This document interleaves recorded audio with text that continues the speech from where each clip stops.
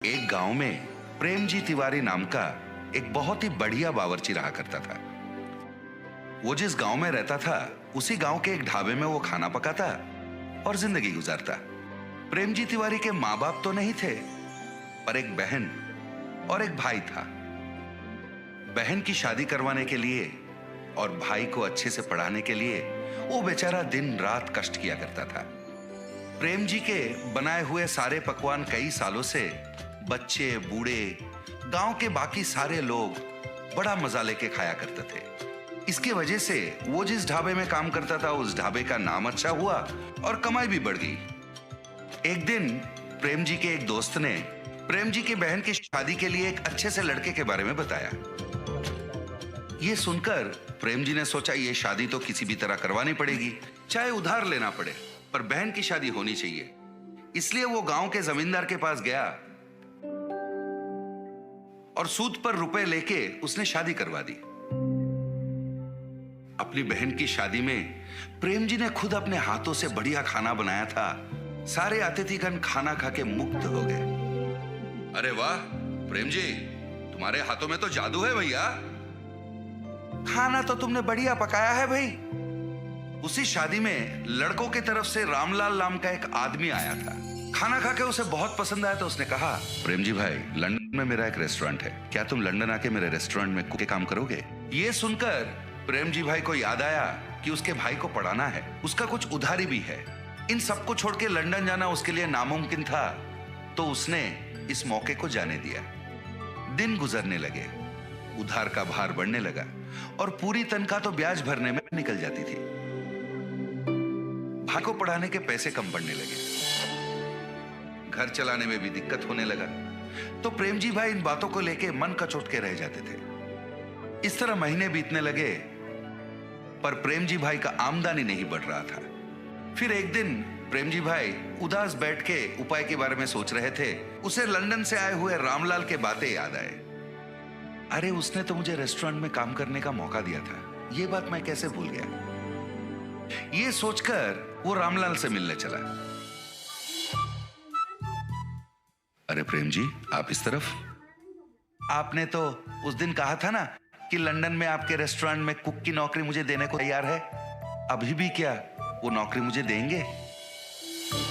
अरे वाह, बढ़िया है, आखिर आपने मेरी बात मान ही ली। जरूर मौका मिलेगा। मैं एक हफ्ते में वहां जा रहा हूं। मेरा बेटा आपके लंदन आने तक के सारे इंतजाम खुद देखेगा, ठीक है? फिर जब रामलाल वापस लंदन चले गए थे, रामलाल के बेटे ने प्रेम जी का लंदन जाने तक का पूरा इंतजाम 1 महीने के अंदर कर दिया। प्रेम जी ने उससे कहा, बहुत बहुत धन्यवाद बेटा, आप बिल्कुल चिंता मत कीजिए, यहां हम सब हैं ना। आप आराम से लंदन जाइए, वहां अच्छे से पैसे कमाइए और अपनी पूरी उधारी चुका लीजिए। अपने भाई को अच्छे से पढ़ाइए। अगले 10 दिन में लंदन जाने की आपकी फ्लाइट है। इस तरह उसने प्रेम जी को समझाया और उसे लंदन भेज दिया। प्रेम जी लंदन में स्थित रामलाल के इंडियन रेस्टोरेंट में अपना रसोइये का काम शुरू कर दिया।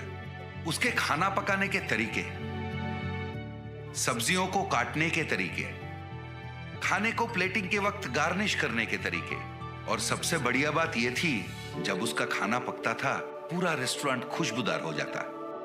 वो मन लगा के लजीज खाने बनाता रहा और कस्टमर खुश होते रहे। खाने से खुश होकर लोग उसे काफी पैसे टिप में देते थे। इससे प्रेम जी खुश होकर और बढ़िया पकवान बनाने लगा।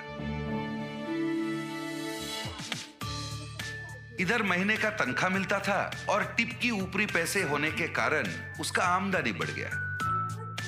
और जितने भी पैसे वो कमाता था पूरे पैसे वो इंडिया भेज देता। फिर रामलाल के बेटे से बात करता और उनसे कहता कि उन पैसों से उसकी उधारी चुका दे और उसके भाई को बढ़िया सा कॉलेज वगैरह में भर्ती करके पढ़ाए। इस तरह 6 महीने बीत गए। इन 6 महीनों में उसने कई बार पूछा कि मेरे भाई से फोन पर बात करवा दे, पर कोई ना कोई कारण बोलकर रामलाल के बेटे उसे टाल देता। तो प्रेम जी को संदेह होने लगा। और फिर जब रामलाल अपने बेटे के साथ बात करते थे, वो चुपके से उनकी बातें सुनने लगा। एक दिन रामलाल से मिलने प्रेम जी जा ही रहे थे। उसने देखा रामलाल बहुत गुस्से में किसी से फोन पर बात कर रहा है, तो वो छिप के सुनने लगा। 6 लाख रुपए है भाई, ऐसे थोड़ी ना आ जाते हैं। प्रेम जी का हाथ का खाना बढ़िया है, इसलिए उसे मैं जो तनख्वाह देता हूं और उसके टिप के पैसे मिलाकर हर महीने वो पैसों को मैंने बचा के रखने को कहा था, ना कि इसके बारे में प्रेम जी के भाई को बताने के बारे में। कोई ना कोई उपाय निकाल और मुझे वापस फोन कर। उनकी इन बातों को सुनकर वो तुरंत अपने घर गया। अपना पूरा सामान उसने समेट लिया और उसी वक्त वहां से निकल पड़ा। मैंने इन पे अंधविश्वास किया था और काम करने विदेश तक आ पहुंचा। 1 रुपए मेरा पैसा मैंने नहीं बचा, पूरा पैसा इनको सौंप दिया। पता नहीं उधर मेरे भाई और बहन किस हालत में हैं। पता नहीं मेरा सूद कितना बढ़ गया है। मुझे विश्वास नहीं हो रहा है कि अपने कुकर्मों के लिए इन लोगों ने मुझे वहां से यहां तक ले आया। वो बेचारा रास्ते के एक किनारे बैठकर दुखी हो रहा था। हे भगवान, अब तुम्हारा ही भरोसा है, तुम ही कोई रास्ता निकाल दो भगवान। वो बेचारा कुछ देर वहीं पर भगवान का स्मरण करते बैठा। अचानक से नील रंग के धुआं के बीच में से श्री कृष्ण पधारे। उन्होंने एक बालक का रूप धारण किया। फिर वहीं पर उन्होंने एक फूड स्टॉल को अपने माया से बनवाया और आके प्रेम जी के पास बैठ गए। अंकल, क्या ये फूड स्टॉल आपका है? मुझे बहुत भूख लग रहा है, कुछ पका के खिलाओगे? मैं पैसे भी दूंगा। वो आके प्रेम जी से बातें करने लगे, पर प्रेम जी को तो पता था वो फूड स्टॉल प्रेम जी का तो था ही नहीं। पर कहीं उस बालक को देखकर प्रेम जी को बिछड़ा हुआ अपना भाई याद आया। पता नहीं उसके मन में क्या हुआ। वो उठा और उस फूड स्टॉल की तरफ बढ़ गया। फिर वहां रखे हुए सारे चीजों को देख के सोचने लगा, इसके खाने के लिए क्या पकाऊं? प्रेम जी ने फिर अपनी नजर इधर उधर दौड़ाई तो उसने देखा खाने के कई चीज रखे हुए थे। अरे पता नहीं ये फूड स्टॉल है किसका? इतने सारे खाने की चीजों को यहाँ छोड़ के कहाँ चले गए? वो सोच में पड़ गया। इस तरह अचंभित होकर वो सोच रहा था, वहां खाना खाने दूसरे कस्टमर भी आना शुरू हो गए। प्रेम जी ने उस बालक के लिए बड़े प्यार से खाना पकाया।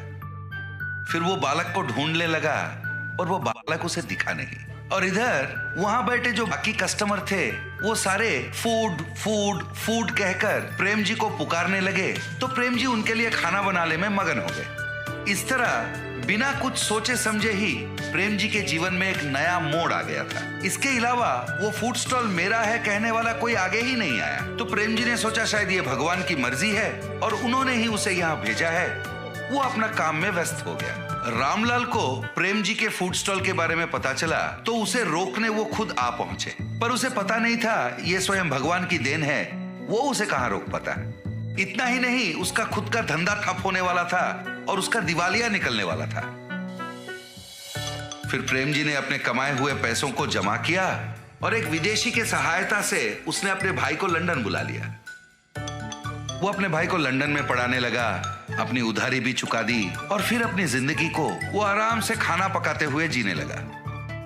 प्रेम जी अगर रामलाल और उसके बेटे की बातें नहीं सुनता, पार्क में उस बालक की बात मानकर अगर वो फूड स्टॉल में नहीं जाता, तो शायद आज वो अपने भाई बहन के साथ इतनी खुशी खुशी जिंदगी नहीं बिता सकता।